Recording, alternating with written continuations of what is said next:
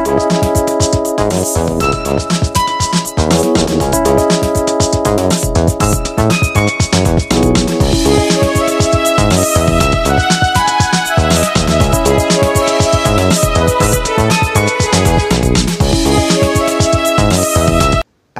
আলাইকুম রহমতুল্লাহ। ভিউয়ার্স, যে যেখানে আছেন, দেশে অথবা দেশের বাইরে, আশা করি ভালো আছেন আপনারা। সবাইকে শুভকামনা জানিয়ে আমি মির্জা তারিকুল ইসলাম আরেকটা নিউজে আপনাদেরকে নিয়ে যাচ্ছি। নির্বাচন সংক্রান্ত নিউজ। ভালো লাগবে আশা করি। পুরো নিউজটিতে আমাদের সাথে থাকবেন। আমি অনুরোধ করব, আপনি যদি এই চ্যানেলে নতুন হয়ে থাকেন, চ্যানেলটিকে সাবস্ক্রাইব করে বেল বাটনটি অন করে দেবেন নতুন নতুন নিউজ সবসময় পাওয়ার জন্যে। চলুন দেখি নিউজটিতে কি লিখেছে। ভিউয়ার্স, নিউজটির হেডলাইন করেছে গণপরিষদ নির্বাচন নাকি সংসদ নির্বাচন, বিতর্কটা আসলে কোথায়? এটা এই নিউজের হেডলাইন করেছে। চলুন ভেতরে কি লিখেছে আমরা দেখি। ছাত্র জনতার জুলাই অভ্যুত্থানের 5 মাস পর অন্তর্বর্তী সরকার কর্তৃক গঠিত সংস্কার কমিশনগুলোর মধ্যে অন্তত 4টি কমিশন সংবিধান, নির্বাচন, দুদক ও পুলিশ তাদের সংস্কার প্রস্তাবগুলো প্রধান উপদেষ্টা অধ্যাপক মোহাম্মদ ইউনূসের কাছে হস্তান্তর করেছেন। বাকি সংস্কার কমিশনগুলোর প্রস্তাব এ মাসের শেষে এবং আগামী মাসের মাঝামাঝির মধ্যে পাওয়া যাবে। সংস্কার প্রস্তাবগুলো গ্রহণ করার কালে প্রধান উপদেষ্টা দিনটিকে ঐতিহাসিক হিসেবে অভিহিত করেছেন। তিনি আরও বলেছেন, এ সংস্কার প্রস্তাবগুলো থেকে গণ অভ্যুত্থানের সনদ প্রণয়ন করা হবে। সব দলের সঙ্গে আলোচনার সাপেক্ষে প্রণীত সনদে দলগুলো স্বাক্ষর করা হবে বা রাখা হবে। অর্থাৎ ইউনূস সরকারের রেখে যাওয়া কিছু সংস্কার দলগুলো করতে বাধ্য থাকবে।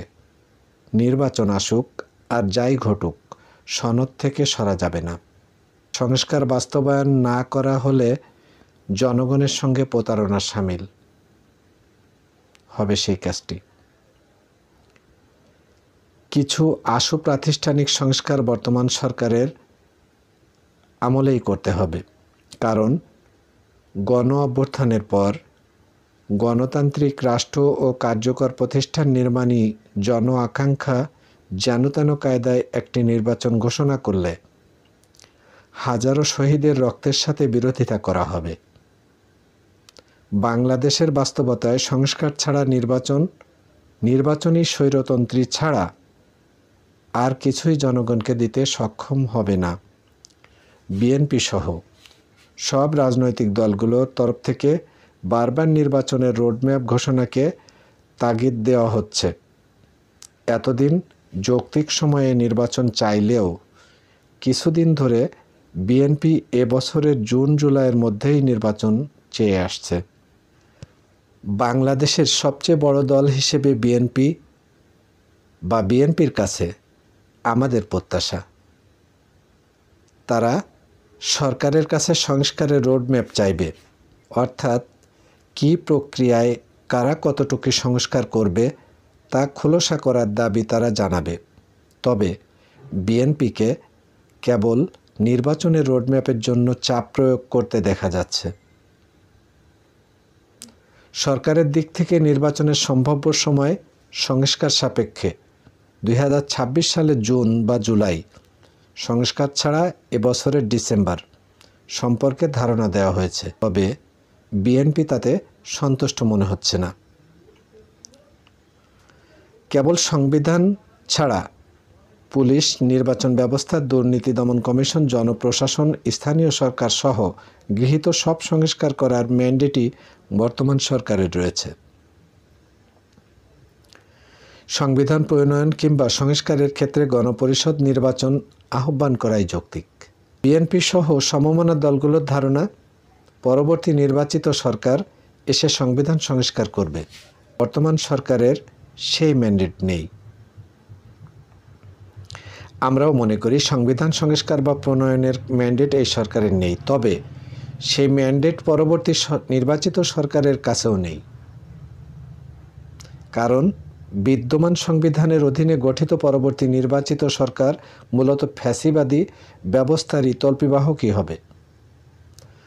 গণপরিষদ নির্বাচনের মাধ্যমে গৃহীত এবং গণভোটের মাধ্যমে অনুমোদিত সংবিধানের অধীনে পরবর্তী নির্বাচন হতে হবে, অর্থাৎ নির্বাচিত সরকারের কাছে সংবিধান সংস্কারের ম্যান্ডেট রয়েছে।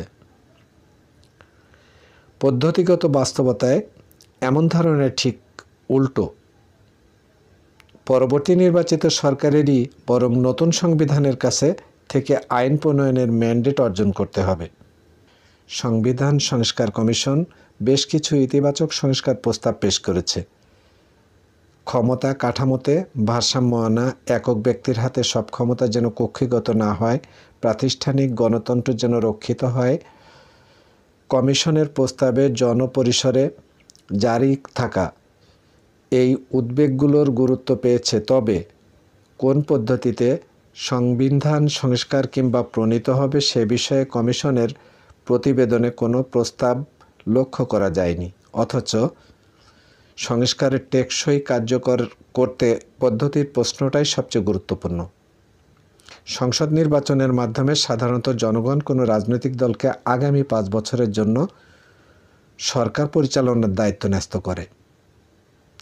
অন্যদিকে যদি কোনো দেশের পরিস্থিতি এমন দাঁড়ায় যে রাষ্ট্র সংস্কার, মেরামত বা পুনর্গঠন করতে হবে, সেক্ষেত্রে সংবিধান সভা অথবা গণপরিষদের নির্বাচন আহ্বান করা হয়।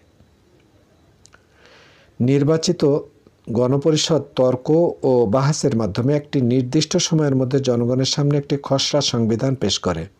গণভোটের মাধ্যমে জনগণ ওই সংবিধান অনুমোদন করার পর রাষ্ট্র গঠনের কর্মযজ্ঞ সম্পন্ন হয়।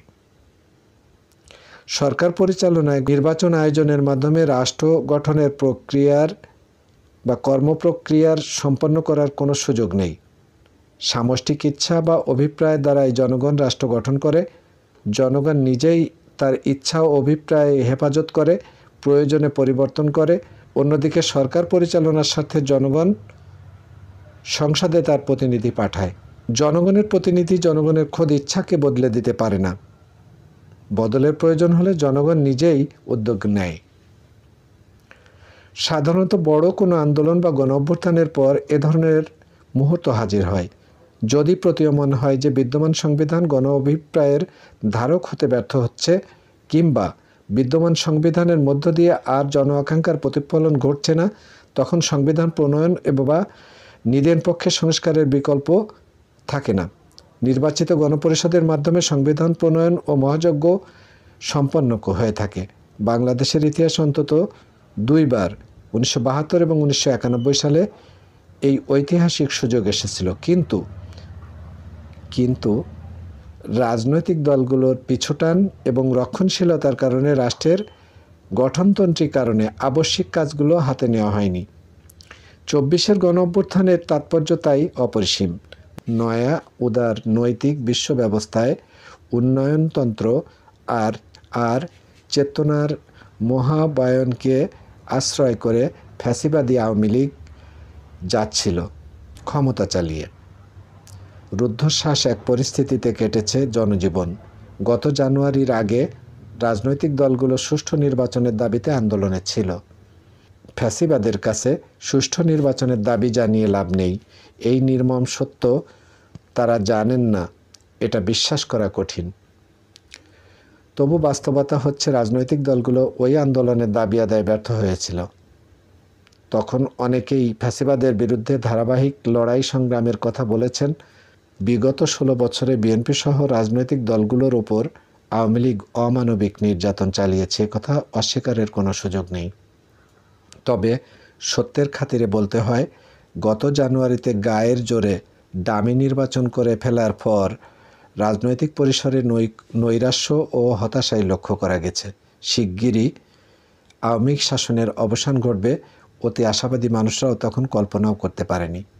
ছাত্র জনতার জুলাই অভ্যুত্থানকে এ বাস্তবতার নিরিখে বোঝা দরকার। অন্যত্র লিখেছিলাম, 2024 সালে বাংলাদেশের রাজনীতির 2টি প্যারাডাইম ছিল, যথাক্রমে জানুয়ারি ও জুলাই প্যারাডাইম। জানুয়ারির নির্বাচনবাদী প্যারাডাইম ব্যর্থ হওয়ায় বাস্তবতায় জুলাই গণ-অভ্যুত্থানে প্যারাডাইমে আবির্ভূত ঘটেছে এবং তা বিজয়ী হয়েছে। অর্থাৎ ১/১১ সম্প্রসারণ আওয়ামী লীগ নব্যবাকশালী রেজিমের পতন ঘটিয়ে জনগণের রাজনীতি ফিরে এসছে। কোনো ভাবুক এ ধারাকে গণরাজনৈতিক ধারা হিসেবে চিহ্নিত করে থাকেন, যা সংকীর্ণ দলীয় নির্বাচনবাদী রাজনৈতিক ধারার তুলনায় মৌলিকভাবে আলাদা। এ ধারায় রাজনীতির রূপ ও কাঠামো জনগণকে স্রেফ ৫ বছরের একবার ভোটের উপকরণ হিসেবে বিবেচনা করে না, জনগণের সক্রিয় নেতৃত্ব অংশগ্রহণের গণতান্ত্রিক রাষ্ট্র গড়ার রাজনৈতিক প্রকল্প বা বেগবান করে। দলীয় রাজনীতির চেয়ে ভিন্ন ও রাজনৈতিক ভাব ও ভাষা সম্যক ধারণার অভাবে কোনো রাজনৈতিক দল -2 আশঙ্কা করত। অথচ বিরাজনৈতিক বাকশালী শাসনের পটভূমিতে জুলাই অভ্যুত্থান ছিল গণতান্ত্রিক বিপ্লবী রাজনীতির প্রত্যাবর্তন। জুলাই প্যারাডাইমকে সংকীর্ণ জানুয়ারির প্যারাডাইমে সংকুচিত করা মূলত ইতিহাসের কাঁটাকে পেছনের দিকে ঘোরানোর রক্ষণশীলদের প্রচেষ্টা। অবশ্যই দলীয় নির্বাচনবাদী রাজনীতি থাকবে, তবে রাষ্ট্র গঠন বা সংস্কার না করে সরকার পরিচালনার নির্বাচনের দাবি রক্ষণশীলতারই নামান্তর। এ কারণে সংসদ নির্বাচন নয়, আসন্ন নির্বাচন হওয়া দরকার গণপরিষদের নির্বাচন। তবে সংবিধান প্রণয়নের পর ওই গণপরিষদ আইনসভায় রূপ নেবে। বিএনপি এখনও সরকার পরিবর্তনের রাজনীতির প্যারাডাইমে বিরাজ করছে। অন্যদিকে অভ্যুত্থানে নেতৃত্বদানকারী ছাত্র তরুণ শক্তি ব্যবস্থা পরিবর্তনের রাজনীতি নিয়ে এগোচ্ছে। এই ব্যবস্থা পরিবর্তনের রাজনীতির মধ্যে সরকার পরিবর্তনের রাজনীতি স্বয়ংক্রিয় আছে।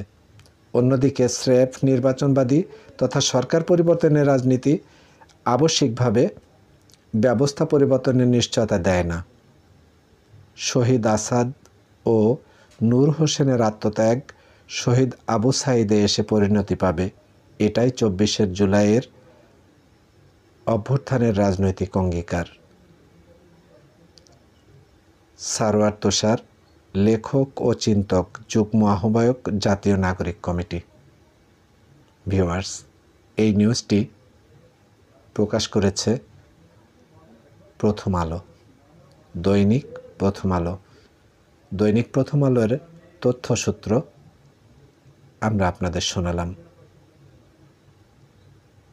আপনারা এরকম গুরুত্বপূর্ণ নিউজ পেতে আমাদের সাথে থাকবেন সব সময়। আমরা নিউজগুলো আপনাদের সামনে তুলে আনব, কি হচ্ছে, কি হতে পারে আগামীতে। আপনারা যে যেখানে থাকবেন ভালো থাকবেন। আপনাদের ভালো থাকার প্রত্যাশায় আমি মির্জা তারিকুল ইসলাম থাকবো আপনাদের সাথে। সবাইকে শুভকামনা।